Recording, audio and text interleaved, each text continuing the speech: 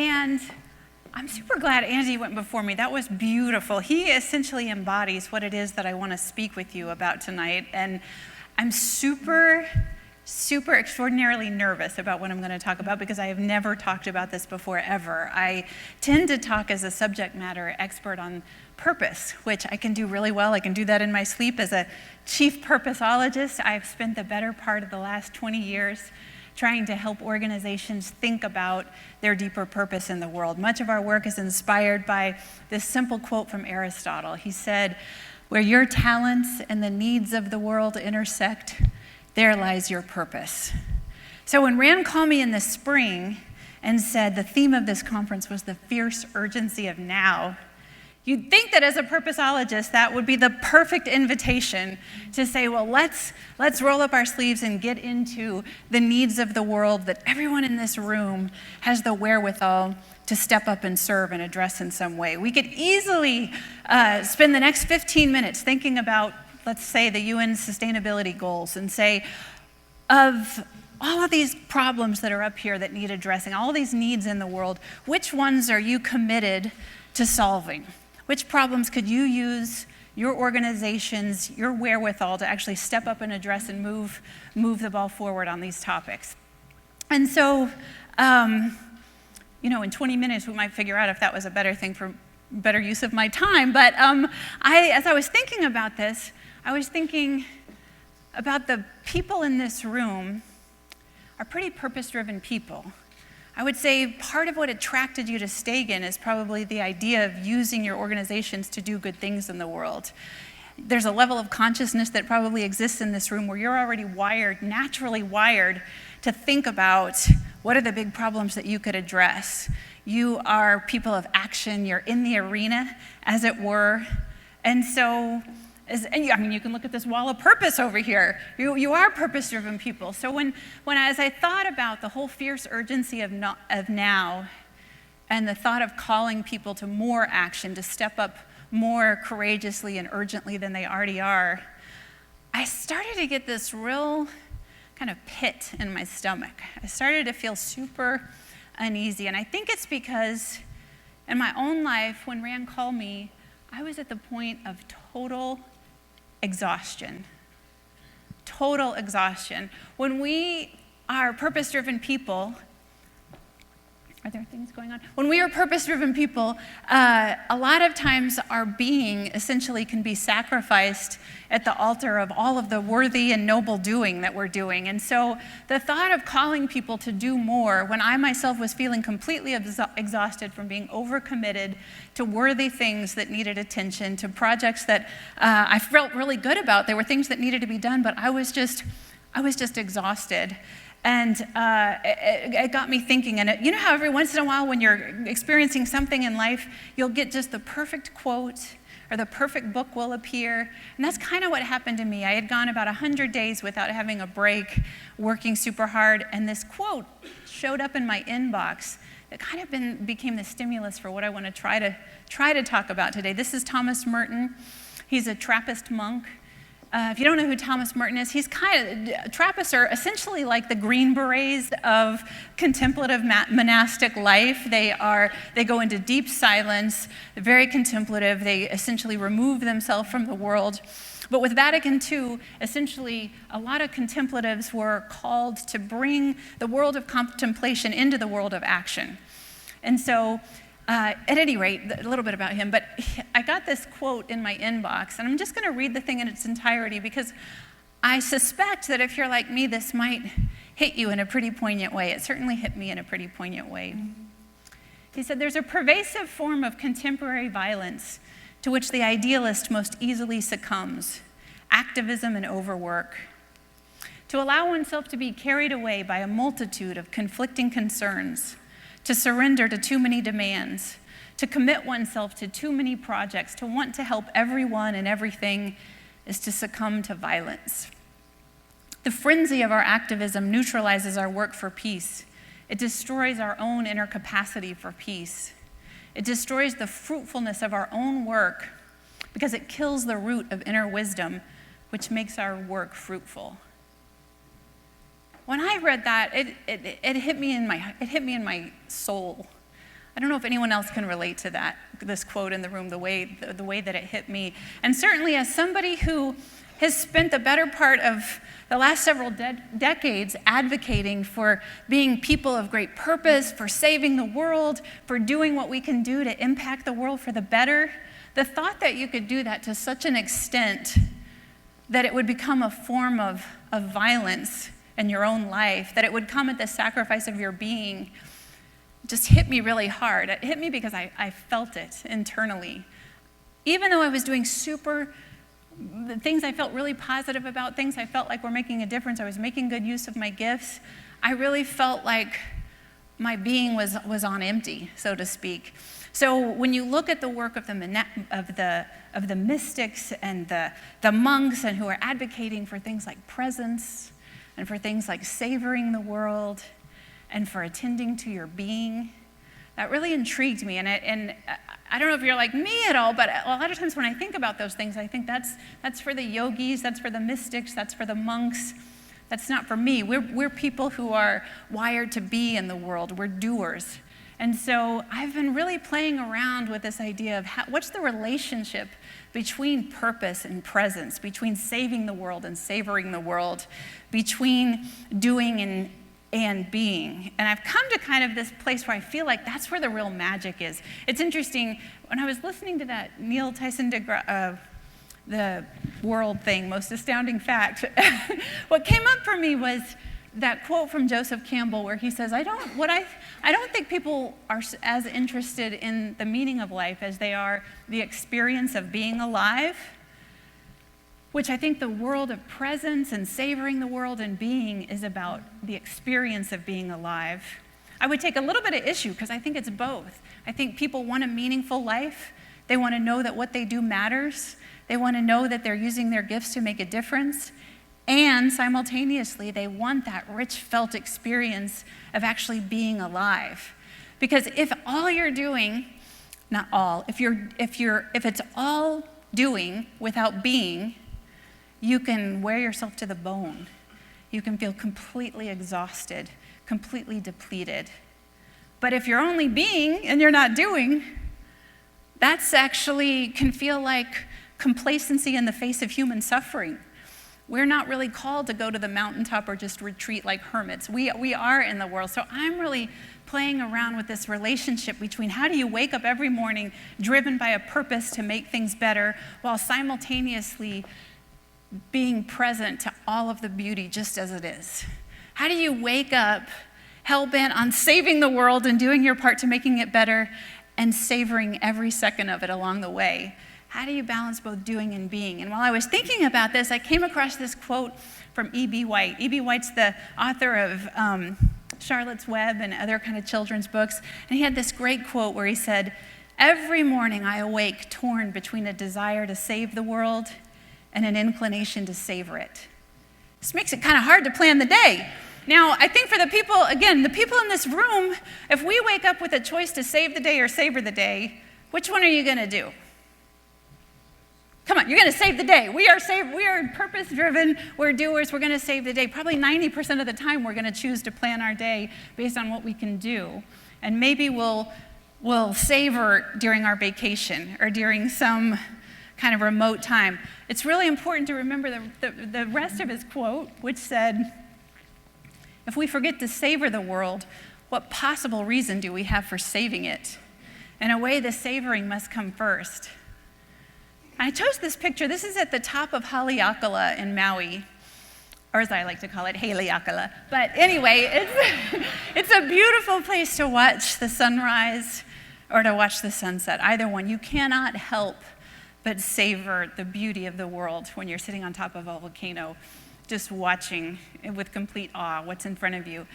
And if you've ever spent any time in Hawaii, I would say the people of Hawaii have a real kinship with the environment. They savor the world around them. And it's not surprising then that because of that respect and awe and esteem that they hold the world in, they actually also happen to be the most progressive state in the nation, if not the world, on environmental policy. They have a commitment to be 100% driven by renewable energy by 2025. So that's a great just little example of, by virtue of savoring and esteeming the world around you, you actually feel more compelled to actually step up and save it.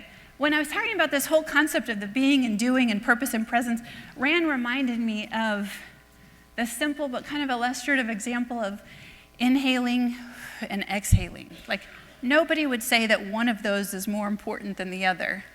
So I think of inhaling is the savoring. Inhaling is the inspiration. Let me bring in the inspiration, and then I'll exhale meaningful action. And again, the beauty is in the both. If all you do is exhale nonstop meaningful action, eventually you're going to pass out. You're going to run out of energy.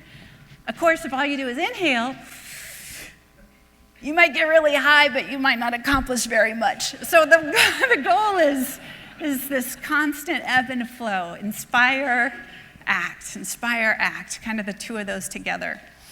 So I've been thinking about that. I'm going to share with you something, again, it's just helping me think about what is the relationship between doing and being.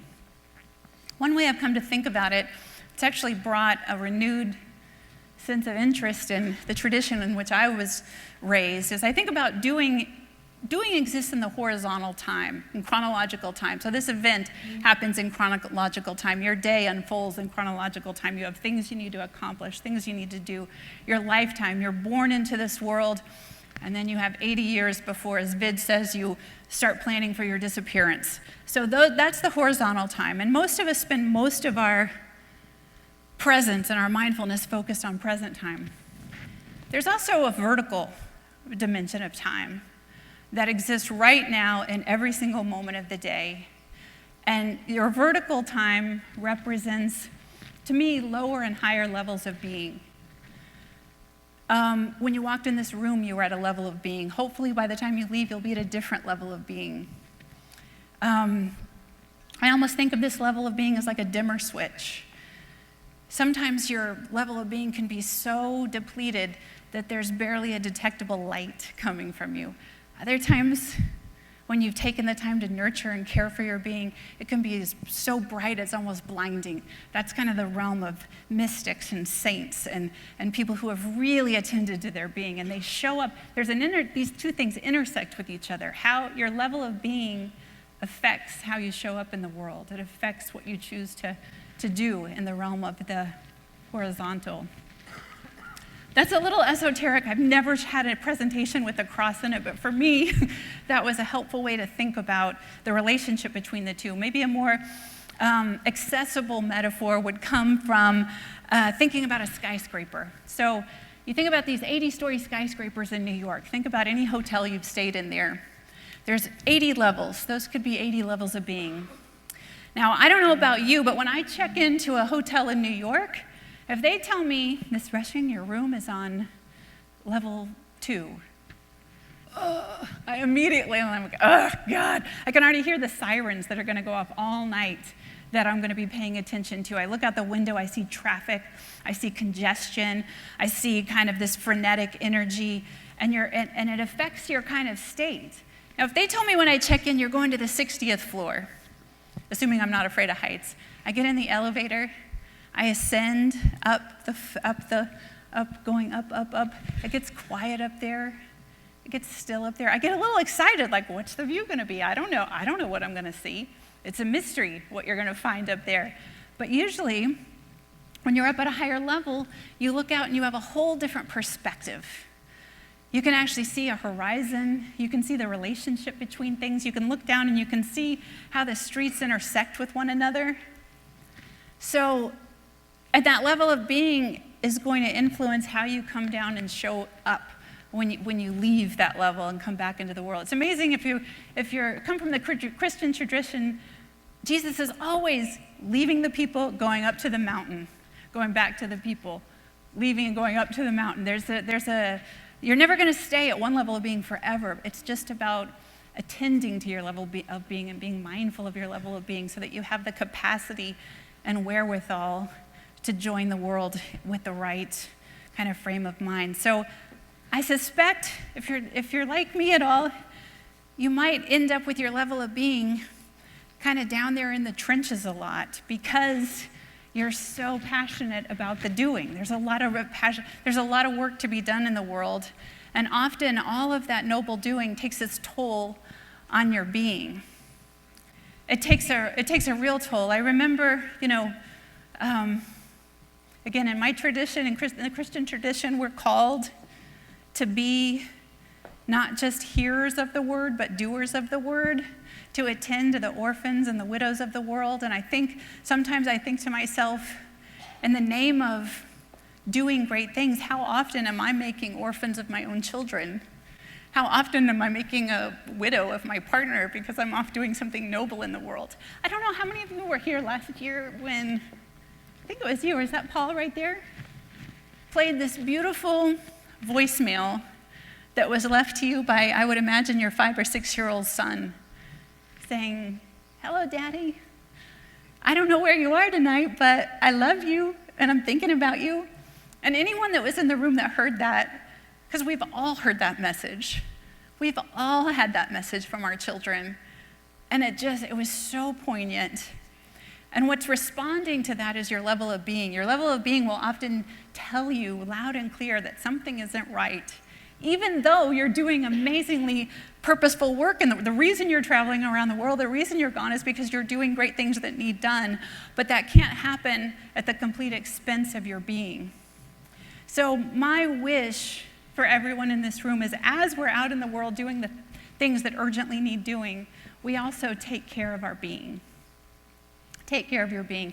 And if you want to take care of your being, one of the easiest ways to do that is to change what you're doing. We know our doing shapes our being, and that can be both good and bad. We can do so much doing that our being gets obliterated. We can also change what we're doing to elevate our being. So again, Paul, I don't even know you, but I hope you don't mind me using this. You took this massive, bold, brave decision to basically say, I'm going to walk away from the family business. I'm going to sell my home. I'm going to sell all my possessions. I'm going to put what I can in a backpack, and I'm going to take my family to Spain for a year. Now, that is what I would call doing something radically different. And I can only imagine that in that act, there was an enormous restoration of your being that happened, right? Ken was also here last year, and he, again, doing purposeful work in the world of well-being and healthcare, decided he needed to leave and attend to his family and take a trip around the world. Those are radical changes in what you're doing in order to rescue your being. It doesn't have to be that radical. I made a commitment when my girls were 3 years old that every month of July, we would go to Maui, and we would be off the grid, and we would spend a month together just doing nothing but enjoying each other and attending to one another. And I used to think that time in Maui was how I kind of refueled my tank so that I could get back to work with more energy. Now I have an appreciation that nourishing your being is an end in itself.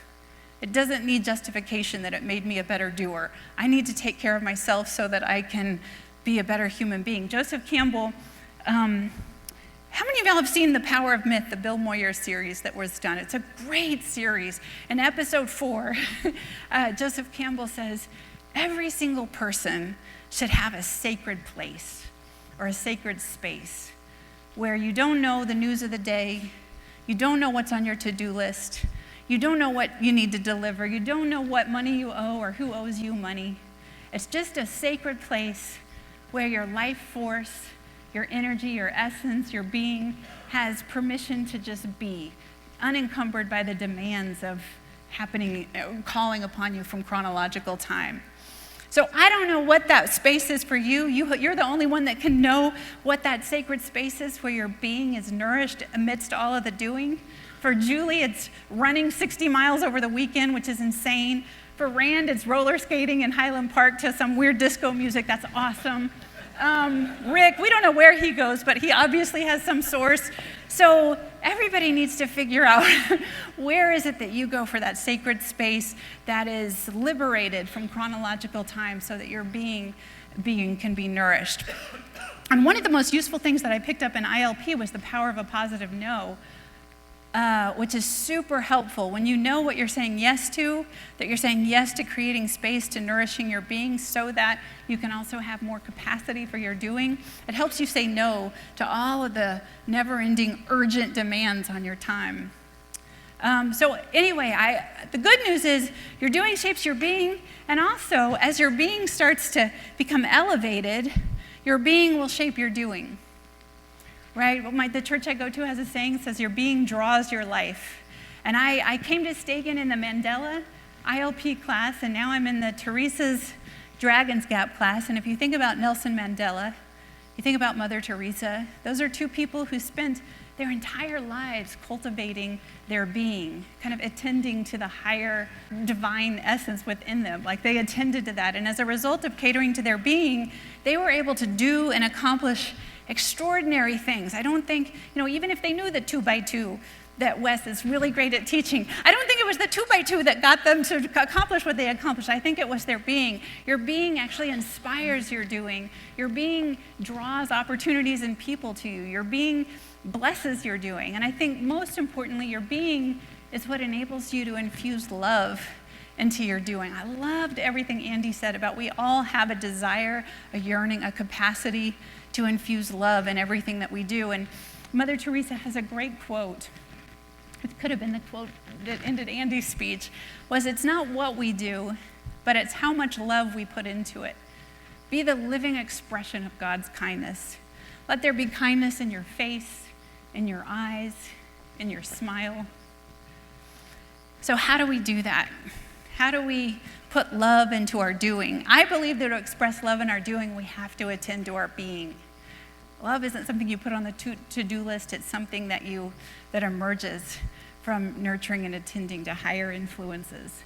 And that's what I'm working on. So I have no idea if anything I just said made any sense, but so I wanted to just recap it as simply as possible. What I was trying to communicate is we live in a world of doing, and there are certainly urgent things that need doing.